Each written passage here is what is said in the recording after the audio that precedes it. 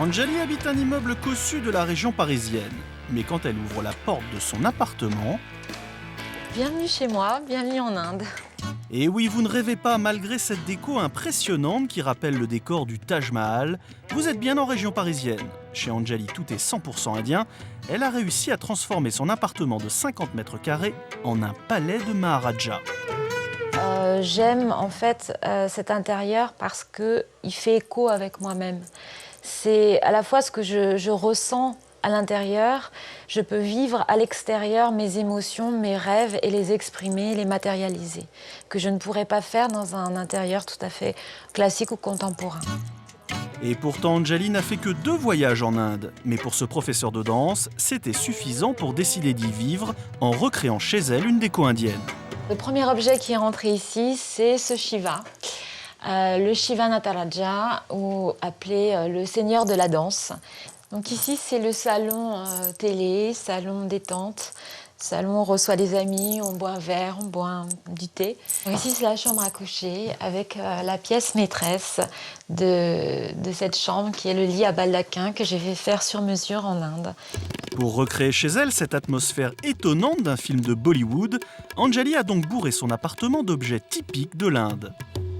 Ça, c'est une bassine, c'est très traditionnel en Inde, surtout dans la cour des Maharajas. Comme Anjali, de plus en plus de Français raffolent de déco indienne. Du coup, la plupart des magasins de déco bon marché suivent désormais la tendance.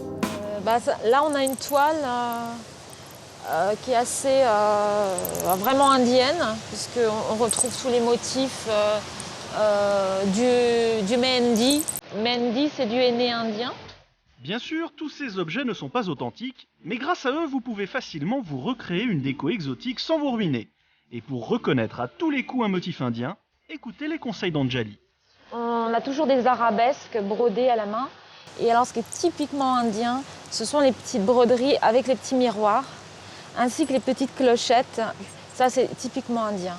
Après, on peut rajouter des petites choses comme ça sur la table du salon. Par exemple, une coupe qui rappellerait un petit peu les motifs du cadre, en mettant des pétales de fleurs dans les mêmes tons, des rouges, des oranges. Ces quelques objets suffisent à transformer un intérieur classique en un boudoir indien pour pas cher. Vous avez une super jolie déco pour 150 €. Donc on ne se ruine pas et on transforme son intérieur en après-midi, quoi. Mais pour une passionnée comme Anjali, l'imitation ne suffit pas. Alors pour trouver des objets plus authentiques, elle se rend dans des boutiques spécialisées dans la déco indienne. Ça va et toi? Tout ce qu'il vend ici, Pierre, le propriétaire de la boutique, l'importe directement d'Inde. Exemple avec ce coffre plein de cachettes et de trappes, typiques du savoir-faire indien. Et que là, il y a un double fond qui est assez sympa. Donc voilà, hop, on va chercher ici, on a un double fond. Et là, on est coincé.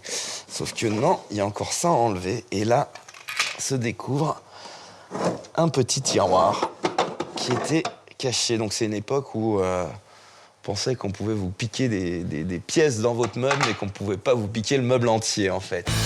Mais si Anjali est venue ici aujourd'hui, c'est pour prendre possession de 3 splendides jarres en os de chameau marquetés que Pierre a mis plus de 6 mois à dénicher en Inde. Leur prix, plusieurs centaines d'euros quand même. Ah, il est beau, mon cadeau. Ça fait les coups d'attendre quand même. Et des clients passionnés comme Anjali, Pierre nous confirme qu'il en croise de plus en plus dans sa boutique. L'Inde est un pays qui commence à être particulièrement à la mode en France. On s'est rendu compte, suivant les chiffres de 2006, que plus de 60% des touristes qui avaient visité le Rajasthan en 2006 étaient français.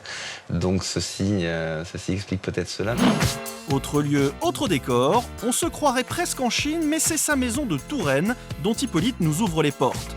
Ce passionné d'art asiatique collectionne des meubles hors de prix, mais pour lui, on peut recréer une ambiance pour pas cher avec quelques grands classiques de la déco chinoise. Un code de décoration chinoise, c'est très très simple. C'est d'abord un lampion rouge, et éventuellement une calligraphie. Les lampions, ça coûte entre 5 et 8 €. Et une calligraphie, ce sont des copies, c'est des reproductions. Moins de 5 €, vous pouvez trouver ça. Exemple avec cette chambre typiquement chinoise. Ces meubles et autres accessoires traditionnels vous paraissent inaccessibles? Pourtant, selon Hippolyte, vous pouvez faire la même chose chez vous pour beaucoup moins cher.